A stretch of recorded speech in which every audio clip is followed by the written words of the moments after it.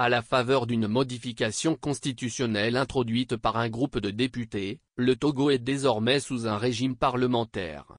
Comme toutes les modifications antérieures depuis l'adoption de la Constitution en 1992, cette nouvelle révision est loin de faire l'unanimité. Pour éviter toute contestation, le pouvoir en place réprime l'opposition et la société civile, empêchant ainsi toute forme de rassemblement.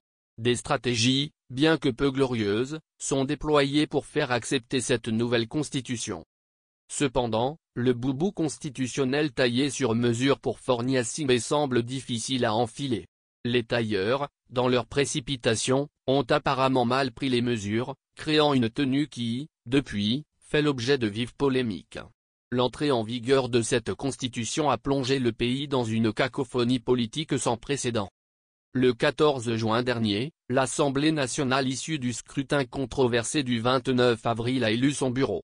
Comme à l'accoutumée, le parti UNIR a raflé tous les postes. Dans les coulisses, la nomination de ce bureau a suscité des mécontentements, mais, comme toujours, le calme est rapidement revenu, car au sein de la majorité présidentielle, seule la voix de Forny Assimé compte.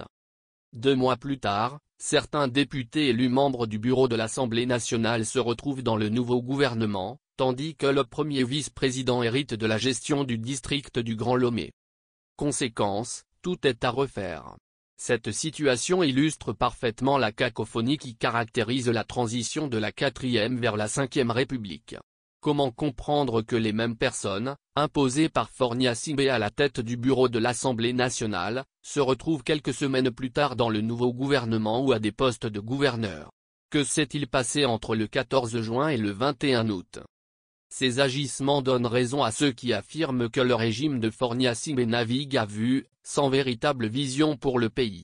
La transition tant annoncée semble être un simple changement de façade, une réorganisation superficielle qui ne répond en rien aux aspirations profondes du peuple togolais. Au lieu d'une progression vers un système plus démocratique, le pays est plongé dans une instabilité politique qui ne fait qu'affaiblir davantage les institutions et saper la confiance des citoyens. La cacophonie politique actuelle ne fait que souligner l'urgence d'une véritable réforme, non pas imposée d'en haut, mais négociée avec toutes les forces vives de la nation, pour éviter que le Togo ne continue de s'enfoncer dans cette impasse institutionnelle.